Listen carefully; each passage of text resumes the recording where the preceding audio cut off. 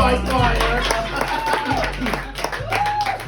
I swore that at any second this nigga was gonna have a stroke. I don't know, yo. I'm like, he gonna hit the fucking ground, hit his head, and die. Like, and ain't none of the audience gonna try to catch him either. Like, oh man, y'all ready for y'all closer for tonight? This is a very funny sister right here. Me and her have done a bunch of roast battles together. She's absolutely hilarious. Make some noise for Liz Becker, y'all. Clap it up. So hot and hot. So hot. What's good? How y'all doing? All 7 of you motherfuckers. Hell yeah. Thank you so much for moving up, sitting in the front row. Thank you so much for coming out for such a great cause. A lot of us grew up in foster care, so even if you didn't donate, thank you so much for coming out. We appreciate it. Yo, really quick, I've been sitting in the back. You got something really weird under your chair. Can you get up for me real quick, please? Just stand up. All right, now that you're on your feet, bend over, make a clap for all the comedians you've seen tonight. Hell yeah. Are you guys enjoying this beautiful weather today? Yeah, okay, so I'm not the only person that woke up and looked in the mirror and decided that my beach body is just not ready. No, it's just, everybody's skinny and beautiful up here, that's fine. I know I'm up here looking a little chubby. I don't identify as fat. Even though according to Kraft, I am a family of like 4 to 6 people. I'm not fat, I got stomach implants. She is so confused. She's like, I don't know, but I'm fucking down. All right, yeah. Yeah, I'm not fat, I got stomach implants because I want to look like my heroes, right? And some people like Pamela Anderson, so they get their tits done. Some people like Nicki Minaj, so they get their ass done. I'm a big fan of that one chick that hit a gun under her fat flap and then shot herself at the White Sox stadium. Y'all remember her? No? Oh, you guys, that's it. Okay. Yeah, that's my hero. I love her. I want to look just like her. So I got stomach implants. All right, you call me. I'm a little bit fat. I never liked that word fat. Not because it's offensive. It's just inaccurate. I'm not fat. I think big, and my body was the first thing to get there. Nah, but similar to a lot of our lineup, which I had no idea until I got here tonight, I'm down 50 pounds as well. I've also lost some weight. Thank you so much. I am still like a solid 200 pounds, so a golf clap is more appropriate. Thank you so much. You know, hell yeah, thank you. A lot of people too, like they're using Ozempic and stuff now to lose weight. I did it the natural way, with cocaine and cigarettes. Thank you very much. You know, because one of my worst fears, like naturally of course, is being like a dead, fat, ugly body that nobody can lift. You know what I mean? We've all seen My 600-Pound Life. That's not the special I'm trying to get on Netflix.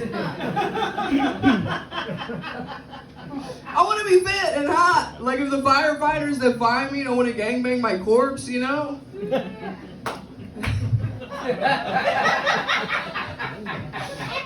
She's 6 feet under, but she's still an 11. They say that thick thighs save lives. Mine just create a heat rash. Not sure what that's about. I am happy though that this body positivity movement has dudes out here messing with chubby chicks. Yeah. Hell yeah.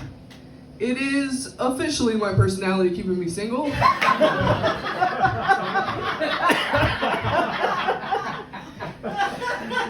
Or maybe it's just the weird stuff that men say to women, right? You don't look happy about this. Well, I'm gonna have to figure out how he got you later. I need to know what he said. No, but it is. It's the weird things that men say to women. Like I was at work and this dude was like, yo, who's that one chick that shit in Johnny Depp's bed? And I was like, Amber Heard? And he was like, yeah, you look like her. All right, you guys laughed way too hard at that. Go the fuck down. No, but I was also very confused. I was like, I look like her. And he was like, yeah, not in your body, obviously. Oh my God. Don't worry, I got revenge. I shit in his bed. Now, yo, but this is kind of a weird career to have, and for some reason after these shows, people think that they just have license to come up to you and say the weirdest things. And I had this really thin white woman come up to me recently, and she was like, you know, Just the way that you talk about yourself on stage, you're not fat enough to tell those jokes. Lady, did you just reverse fat shame me? What? I'm not fat enough to tell these jokes? Does that mean that I lose my spot in the plus category of the LGBTQ plus community?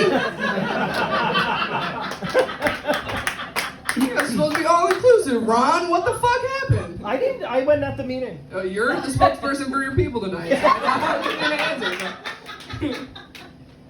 Nah, but I know I'm fat enough to tell these jokes. Do you know how I know that? Because I got hay babies. You know what hay babies are? Yo, let me ask you something. Your grandmother ever wave at you, hey baby, and your underarm shakes? Hey babies, I got them, so I'm telling the jokes. Yeah, she said I need to do a pocket wave. You've been on the red carpet, you do got money. Ew, okay. Yeah, lady. Yeah, exactly. He was like, yeah, I do got money. Ew, okay. You don't have to feel bad about it just because we all grew up abused in foster care. Don't worry about it. No, I'm messing with you guys.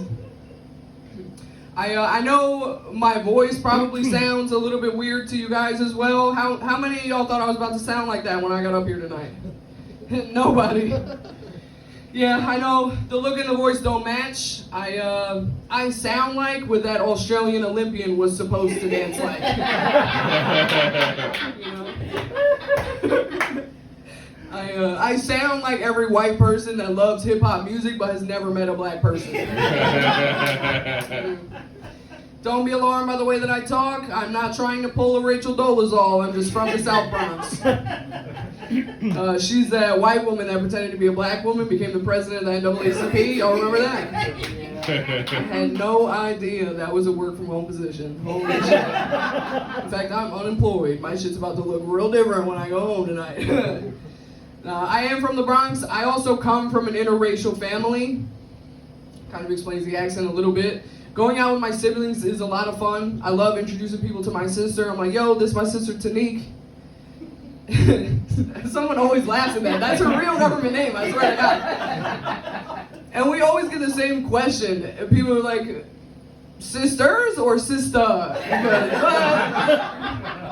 And I'm like, no, sisters, we're related. And they're like, really? Because one of you is black. And then I have to explain to grown adults that interracial marriage has been legal for like 59 whole years. Going out with my half-brother is a lot more fun because he introduces me and the rest of our Caucasian siblings as his white slaves. Which is amazing, to be honest. I think it's hilarious. Happy belated Black History Month. Black people get your licks back. I got no problem with that. The only thing is that me and him are damn near the same skin color. So like, bro, we gotta try this again in August after you spend time at the beach.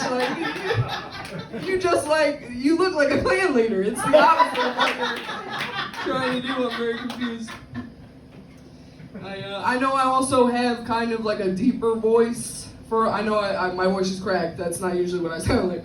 I have a deeper voice for a woman. Clap if you agree. Woo! Yeah.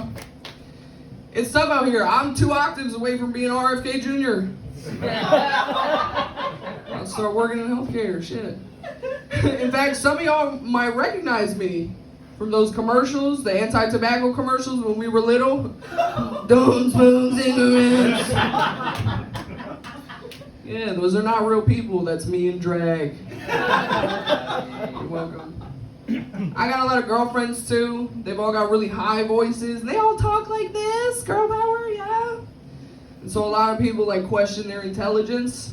And then I speak, and people are like, were you born a woman? All right, deep voice, big back. We get it. At least fucking Melvin's sons never called me ugly. Got that going for me. Eminem white trash, all right? Hell yeah. Like we were saying earlier, a lot of us grew up in foster care. Anybody else in here grow up with abusive parents? Woo. Yeah? All right, so that means that we are really good in bed. You almost had it. You almost had it. You were so close. Both my parents were absolutely crazy. I actually grew up on the run from my father. True story. which is funny because I'm still this fat. This can't be what 25 years of cardio looks like. I refuse to believe that. Nah, but my mom was always, they both love to throw hands, but my mom was always way funnier because, like, even at point blank range, she would always miss. She was always so high that she would take a swing and she would miss. It was just like that movie, The Matrix with Neo, where he like dodges all those bullets, but I just stand completely still. I'm like, I don't know if I'm like scared that she's about to beat my ass or like embarrassed that she can't hit a target this big, you know? I'm sorry, your face has me rolling. You don't have to feel bad. I'm doing great now. You can laugh. Loosen those buttholes up a little bit. But she did leave me completely unprepared for all of my romantic relationships. Because those motherfuckers never miss. I'm just kidding. Kidding. I'm the abuser.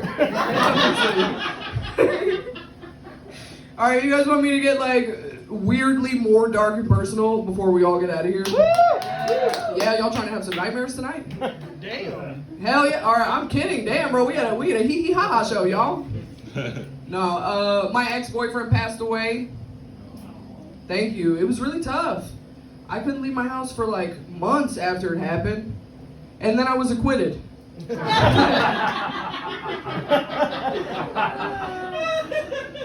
Nah, I'm messing with you. He is dead. I didn't kill him. He straight up ghosted me. He did, and he hasn't haunted me one time. You know what that means. He's in heaven talking to other bitches. Motherfucker. And to all those ghost hoes out there, yeah, them hoes I can't see, I got a Ouija board and we can go anytime. Okay? Your eyebrows don't match, bitch. You think because you and my man are on the same dimensional plane that you can have him? Well, you have dandruff in your mustache. Casper the Homewrecking Ghost, I'm not scared of you. Nah, yo, my ex was severely mentally ill, not to be confused with my fun and interesting personality. I only argue with the dead sometimes. But towards the end of our relationship, he was diagnosed with schizophrenia. And once he caught the schizo, we had to split-so. Yeah. Nothing like a little schizophrenia, though, to spice up your relationship. I'm gonna put you guys in the hot seat again. Sir, let me ask you something. You ever have a threesome with a man and a shadow named Bear? Well, start fucking the mentally ill. I'm Liz Becker. Have a good night, y'all.